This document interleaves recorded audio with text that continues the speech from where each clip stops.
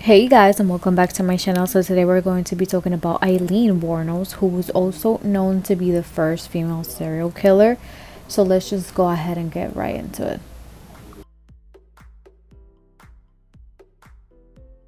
Now, I am pretty sure we have all heard masculine serial killers. There's way too many of them to not have heard of any of them, my friend. Am I right? Now, a female, though, that is a complete shocker. And in reality, there is a few of them. And the first known one is Aileen Wuornos, world's first serial killer. Female. We're talking females here. And I'm talking the first woman to ever fit the FBI profile of a serial killer. So from late 1989 through late 1990, there were 7 bodies discovered in Central Florida, and they were all middle-aged white guys. The first victim was Richard Nikolee, who was a 51-year-old white man who picked up a prostitute along Interstate 75 in Florida, obviously to engage in sex for pay. He was later found with multiple shots in his chest, and his body was several miles from his abandoned car. Second victim was David Spears, who was 43 years old and was actually found naked and also had been shot 6 times. Third victim was Charles. He was only found a few days apart from the second victim, and Charles was a part-time rodeo worker who was also shot 9 times in the chest and the stomach. Troy was a 50-year-old salesman that was actually reported missing a little less than a week when his body was found. The cause of death was also 2 shots to the torso. Charles, who was actually a retired Air Force major, was also found with shots to the head and torso. Peter's body was actually never found, but his car was found in Orange Springs in 1990.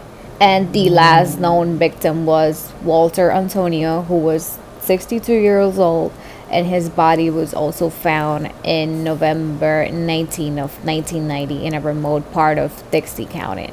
He had been shot 4 times in the back and his head. Aileen Lee Carroll was born in February 29th of 1956 in Rochester, Michigan. Her father was actually convicted of child molestation after her birth and actually ended up killing himself later on in prison. She was also abandoned along with her brother when they were pretty young by her mother, who basically left them with their grandparents. Some of her childhood friends says that Aileen was actually beat up pretty bad by her grandfather, and that her grandmother was actually a pretty bad alcoholic. At the age of 11, she was already trading sexual favors for money, cigarettes, or beer. By 14, she had already had her first and only child. Some people said that the father of the child was an older guy who was friends with her grandfather, but it was actually never confirmed, and the kid was later on given for adoption, like right after birth. So after giving birth, Aileen began to spend more time away from home, and she was later kicked out of her own house. In the early 1980s, her brother died from cancer, and so she moves to Florida to work as a prostitute. Aileen was a woman who was constantly in trouble with the law because of prostitution and other crimes. By 1991, she had many felonies and misdemeanors. We're talking assaults, robbery, possession of firearm.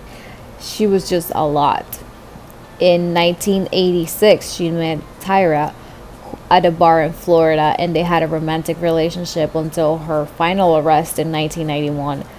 This relationship was actually her second relationship with the woman, and they actually used to sell stolen items to jewelry stores. Actually, during murder investigation, they found jewelry that had been sold from one of her victims, and Aileen's fingerprints were all over it. By 1990, it said that Tyria was already aware of Aileen's activities and actually moved to be with her family in Pennsylvania. And then Aileen proceeds to get arrested and was actually sentenced to death. So Aileen was actually charged with the first-degree murder of Richard Nikolee. She was also charged with armed robbery with a firearm or deadly weapon, and also possession of firearm by a convicted felon.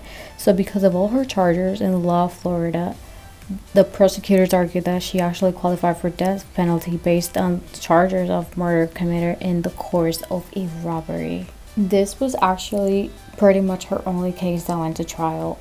All the other murder charges ended up with guilty or not guilty. So the prosecutors later dismissed Aileen's claim that all 7 murders were in self-defense.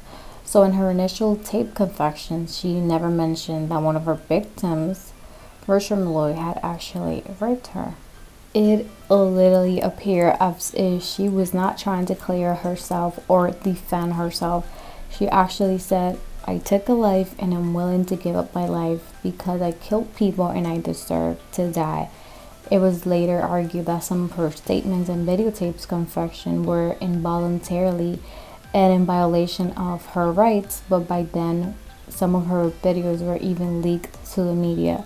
So later on, she actually starts to explain what she meant by self-defense and why she claimed that at the beginning. So basically, she explains that obviously we know she offered to have sex for paid with Richard, who actually drove her into an isolated area. And so once they got to the place, they were drinking, smoking marijuana, and they were actually talking for 5 hours, which is impressive. He didn't go straight to the point, so it's not like anything weird. So everything was pretty much normal until she was about to perform, and he said he only wanted to remove his pants. And don't get me wrong, even to that point, like, nothing was weird, at least not for her. But then he mentions that he did not have enough money to pay her fee. So obviously she goes to put her clothes back on, and then he tells her that he was going to kill her, tied her hands to the wheel, and then proceeds to rape her.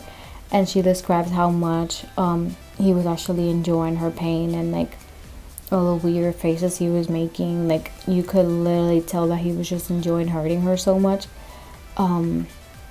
And when he was done torturing her, that is when things get weird, because she said that she was 100% secure that he was going to kill her. So that was the very first second when she was like, I have to do something, and somehow she finds her purse. She reaches for her gun, and while they were going back and forth fighting, she killed him. But a lot of people think that she was exaggerating, maybe just a tiny bit, to justify what she had done, because at that point there was basically no way to prove otherwise. Mind you, it is said that Mr. Mallory had already served time for attempted rape. So that part to me seemed a little maybe unfair, in the sense of like, maybe she was right. Maybe she wasn't exaggerating at all. Even if it was hard to believe, maybe at least for that one case she had no other option but to defend herself. I mean, think of it. A guy is about to kill you, you're in a complete isolated area. It's just the two of you, and you think that after all he's done to you, obviously he's going to kill you, because you bet you're going straight to the police to tell him what he had done to you, knowing that he already had a record. And in a way or two, like, it actually makes sense. I personally think that maybe for just that one kill, you could kind of justify her. Obviously, for not 7, you can't justify killing 7 people. That would be absolutely insane. And of course, Aileen could potentially, in some cases, come off as a victim of circumstances. I mean, think of it. She had a pretty bad childhood. She was abandoned. 14, she had to give up her own child in adoption. She had pretty bad relationships her whole life. Later on, she loses her brother, who is basically her only family. But also, she did pretty unexplainable things. And in so many ways, some of the things she said, they just come off as if maybe all she wanted was attention the whole time. For example, within 2 weeks of her arrest, she had already sold movie rights to her story. So her case resulted in a lot of books and movie. For years, she wanted to come out as a victim, but people that actually did time with her say that she would actually brag in prison about how she killed those men and robbed them, and that she hated humans for so long, and that pretty much she loved to be in control all the time. Aileen was actually later executed by lethal injection on October 2nd of 2002 at the Florida State Prison, and she denied her last meal, which was anything she wanted under $20. And her last words were, "I will be back." Alright, so that is it for today, you guys. Thank you so much for watching. I hope you guys are staying safe during these hard times. Let me know what you thought of Aileen's case in the comments. Like, do you think she was a victim, or do you actually think she was a monster?